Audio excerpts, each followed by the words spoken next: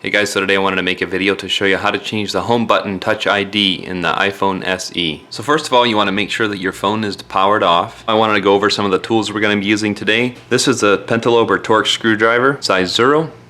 And we're going to need that for removing the screws in the bottom of the phone. This is a Phillips screwdriver size 000 that we're going to need for removing the internal screws. This is a suction cup tool that we're going to be using to opening up the phone. I'll show you how that works in just a bit. If you don't have one of these suction cup tools like this, you can also use a small little suction cup like this. I'll include a link in the video description for any tools that I'm going to be using today during this process, or any parts that I'm going to be replacing. Anything that I think might be helpful to you, I'll include links in the video description, so check them out there. So first of all, what we're going to do is use our pentalobe or Torx screwdriver, and we're going to remove these two screws in the bottom of the phone right here by the charging port. So go ahead and remove those screws. So next what I want to do, if you're going to use a suction cup tool like this, what you would want to do is you want to get it just above the home button like this. You don't want to go over top of the home button because it doesn't suction very well. You want to go just over top and you want to press this down so it gets a seal like this, and then you can simply pry on the handle here and the screen starts separating here, as you can see. So if you don't have one of those tools and you have a suction cup tool like this, I would recommend using a suction tool. It's a lot easier. You can just press down, same thing, get a nice seal on there. Then you can start pulling up on this and you can see it's starting to separate here a little bit.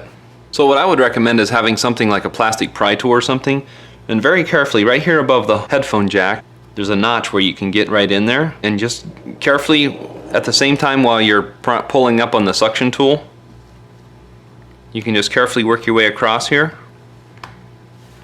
and see how that's starting to separate there, and see the notch I'm talking about right here. There's a notch there where you can get a start on it. Then you don't want to pull very far at all because there's a little cable in here for the Touch ID that we need to disconnect first. Remove your suction tool at this point. Then I'll see that little cable in here I'm talking about. You don't want to stretch it too tight or you'll tear it and you'll lose the function for the Touch ID, so we don't want to do that. It's a little hard to show it, but this is the clip right here that we need to remove. So I'm just going to sneak in here with like a tweezers or something and just pop that out of there. It's just a little clip like this. You can pop it out of there. Then also, I would use something plastic, nothing metal for this part. You want to go in and you want to disconnect that connector right there. And then it pops loose like that. Then once that's loose, we can go ahead and pry this up all the way. Now don't go past the 90 degrees at this point. Then what we want to do is use our Phillips screwdriver, size 000, and we're going to remove these 4 screws in this shield right here. Also, make sure you keep these screws in the right order when you take them out so you know how they go back together. So then grab this shield, set it off to the side with your screws. Then don't use anything metallic for this. I would recommend using something plastic or your fingernails or something. Let's go ahead and start removing these connectors, starting with the one that's on top, which is this one. Then next the one right underneath that, and next the back one there. There's 3 different connectors that we need to remove. These 3. Then the whole LCD screen comes out just like that. So next, to change out your home button Touch ID. So using our Phillips screwdriver size 000, we're going to need to remove this screw right here first. Then next, if we pull that up, let's slide under here with something. I'm just going to use a tweezers. Slide under here. It's just stuck down with adhesive. And we're just going to slide under there and pop that loose. See how that whole thing pops loose like that? If your screw stays in there, that's okay. So next, you want to use your Phillips screwdriver again and remove these 2 screws right here. Now that you've removed those screws, let's go ahead and remove this plate. Get that out of there.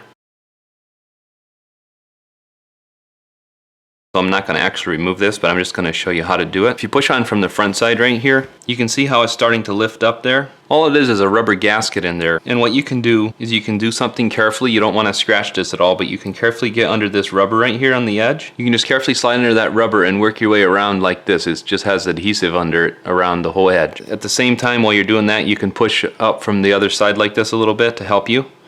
And then this whole part will come right out of there. If this rubber gasket is bad for some reason, sometimes you can reuse them, sometimes they tear or something if you're not careful. I'll include a link in the video description where you can get a new home button rubber gasket like that. And you would just set it down on your screen, and then you have to stick this back down, and it has a little peg on it where it goes. So just carefully push down. You don't want to damage it in any way. Then we want to grab our plate here and set it down. And go ahead and put those 2 screws back in the plate right there. Next, we want to take this little clip right here and set it down on here. It's a little tricky, but you want it sticking to the left side, the part that sticks up. Then we want to push this down. And while you're holding it there, go ahead and put your screw back in, right in there. Next, we want to grab our screen and we want to set it down on here. Let's start by reconnecting this first connector right here. You can kind of hear it and feel it snap in. And we want to do them in order, the way that they're stacked. So let's go ahead and reconnect this connector right there. And then we want to reconnect this one right over here. Now while holding the screen at a 90 degrees still, don't pull it too far back so you don't strain the connectors too much. Then we want to grab our shield and set it down in here. So while still holding the screen with one hand, we need to get these screws in here to put this shield back on. So next, now we've got all our screws in the plate right here. What we need to do is carefully set this screen down all the way. And what we're going to attempt to do is reach in here and grab this connector right here. Don't pull too hard. We're going to kind of set this off to the side like this. And we're going to carefully try to reconnect this. There's just enough slack in this cable that we can reconnect this right here. Then also what we need to do is just put this retainer clip on here to hold this connector down in place. The two holes go this way and the one piece goes this way. The little tongue goes down. And you can just push that down and that snaps right in there. Next, what we want to do, we don't want to pull this up too far so that this cable pulls off again. But what we want to do is try to get this top in first like this while it's still held at an angle like this. And then what we can do is just carefully set this down. As long as the top stays in tight like that, we can just set this down and start pressing down all the way down. As you can see, that's in all the way there. Then we want to put our screws back in the bottom here. You can do this with your fingers if you want. I'm just using a tweezer so it's easy to see and so it's easy to grab. Then we want to take our pentalobe screwdriver, put these screws back in. Then we want to power on our device, and as soon as it comes up, we know everything's working and you're all set. Thanks for watching.